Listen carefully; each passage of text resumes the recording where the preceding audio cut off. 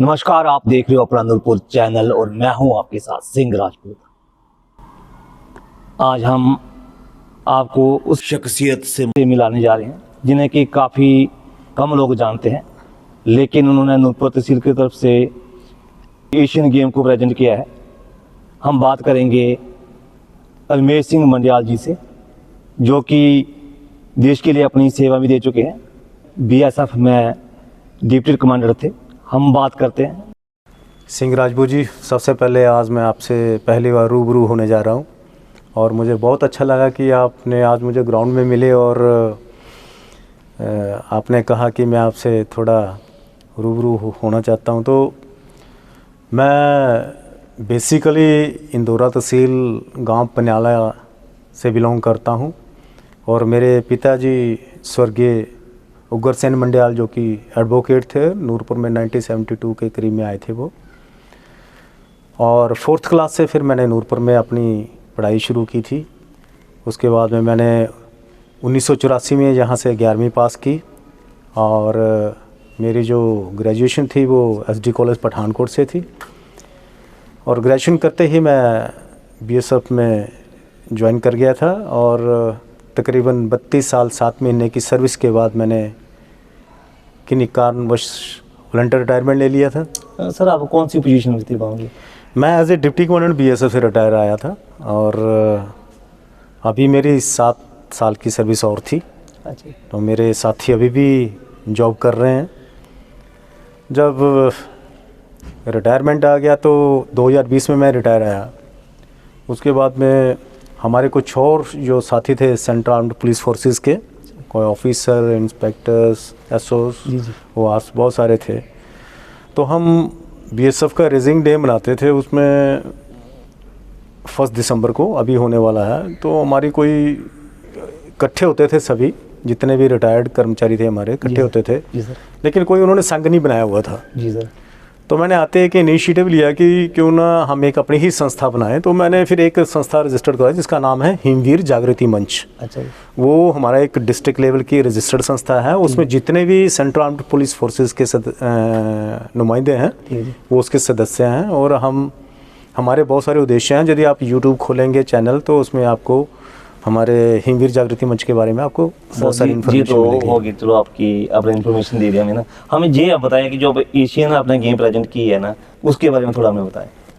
अच्छा, सबसे जब मैं रिटायर हुआ तो अब मैं करूं क्या, क्योंकि हेल्थ इज़ वेल्थ। वो तो हाँ सर, सभी आपकी नहीं, सभी जो आर्मी पर्सन है उनकी यही प्रायोरिटी होती है कि आफ्टर रिटायरमेंट हमने करना क्या है। हाँ, तो मैंने क्या किया कि यहाँ पे नूरपुर में बैडमिंटन ज्वाइन किया। तो बैडमिंटन ज्वाइन करने के साथ साथ मैंने क्या किया कि इसी साल अप्रैल महीने में नेशनल गेम्स हुई धर्मशाला में। अच्छा जी। तो मैं बैडमिंटन खेलता था, थोड़ा स्टेमिना था और स्टेपिंग थी। तो मैंने सोचा कि उन्हें इस बार जो हम ट्रेनिंग के टाइम पे दौड़ते थे तो उस टाइम का जोश और आज के जोश में थोड़ा मैं फ़र्क तो होता ही है। लेकिन मैं अपनी उम्र में 55 प्लस में मैं धर्मशाला गया एथलेटिक्स मीट में और वहाँ पे नेशनल गेम्स हो रही थी। उसमें मैंने 100 मीटर, 200 मीटर और लॉन्ग जंप में पार्टिसिपेट किया। तो मैंने देखा कि अगर आपने ठान ली है, अगर आपके अंदर कुछ हिम्मत है तो शायद कोई आपकी मंजिल आपको तय करने में कोई मुश्किल नहीं होती है। तो मैंने धर्मशाला में 100 मीटर में रजत पदक लिया और 200 में रजत लिया और लॉन्ग जंप में मैंने गोल्ड मेडल लिया। अच्छा। तो ये मेरी अप्रैल 2025 की अचीवमेंट थी नेशनल गेम्स की। अच्छा। उसके बाद में फिर हिमाचल के जो सेक्रेटरी हैं master federation athletics federation of India के, तो उनका मुझे एक लेटर आया कि आप इस तरीके से आपकी सिलेक्शन जो है एशियंस गेम में हो गई है। तो आपने चेन्नई में इस बार जो मास्टर फेडरेशन ऑफ इंडिया जो करवा रही थी तो चेन्नई में करवा रही थी। अच्छा जी। तो मुझे एक मौका मिला कि मैं एक नूरपुर से यहाँ से हमारे हिमाचल से तकरीबन 27 जो थे एथलीट्स वो गए थे। अच्छा जी। और उन्होंने वहाँ एशियन गेम में जाके पार्टिसिपेट किया। वहाँ पर भी मैंने अपना जो योगदान था, मैं जितना अपना बेस्ट दे सकता था वो मैंने दिया। मैं तकरीबन 64 जो 100 मीटर में थे और 64 ही 200 मीटर में थे। अच्छा जी।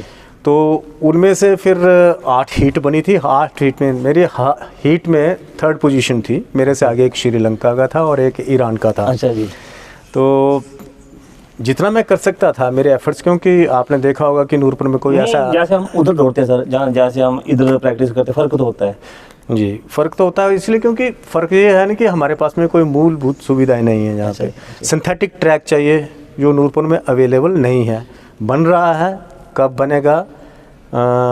अभी जैसे आज ही मैं श्री अजय महाजन जी से मिला और उन्होंने अपने डायरेक्टर जो हैं स्पोर्ट्स के वो आए हुए थे और डिस्ट्रिक्ट स्पोर्ट्स ऑफिसर आए हुए थे, उनकी पूरी टीम आई हुई थी। दौरा किया जहाँ पे आज उन्होंने जो कमियां थी ना, हाँ जी, निरीक्षण किया और उन्होंने अभी 300 मीटर सिंथेटिक ट्रैक की वजह 200 मीटर का सिंथेटिक ट्रैक जो है वो बनने जा रहा है और जो जितनी भी बाकी कमियां हैं वो जल्दी ही अभी इससे शुरू होने जा रही हैं। सर फायदा होगा जैसे आने वाली जनरेशन है। देखो, आपके पास में अगर सुविधाएं होगी तभी आप आगे कुछ कर पाओगे। जब आपके पास में ग्राउंड नहीं है दौड़ने के लिए, खेलने के लिए कोई इंडोर स्टेडियम नहीं है, तो आप कैसे बच्चों को ट्रेन करोगे और अपने आप को कैसे डेवलप करोगे?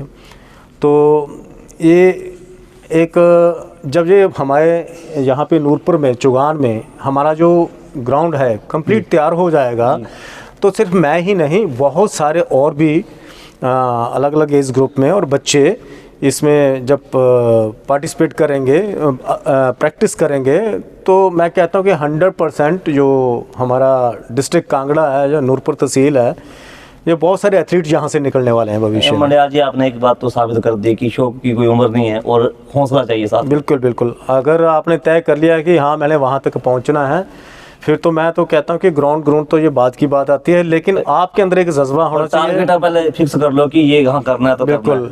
आने वाली जनरेशन को सर क्या मैसेज देना चाहते हैं?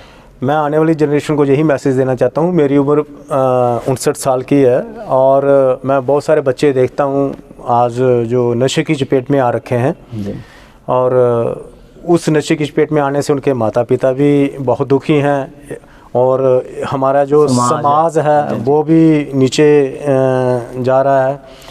तो मेरे लिए बच्चों के लिए यही उपदेश रहेगा कि आप जितना हो सके अपना ज़्यादातर जो समय है खेलों में और पढ़ाई में दो और इस जो नशे का जो चिट्टे का आजकल कारोबार बढ़ गया है, इससे दूरी बनाई रखें और एक अच्छे समाज को आप तैयार करें, एक सुदृढ़ निर्माण हो जिसमें और अच्छे एथलीट तैयार हों, अच्छे खिलाड़ी तैयार हों और अपने अंदर एक कंपटीशन की जो भावना है उसको अपने अंदर पैदा करें।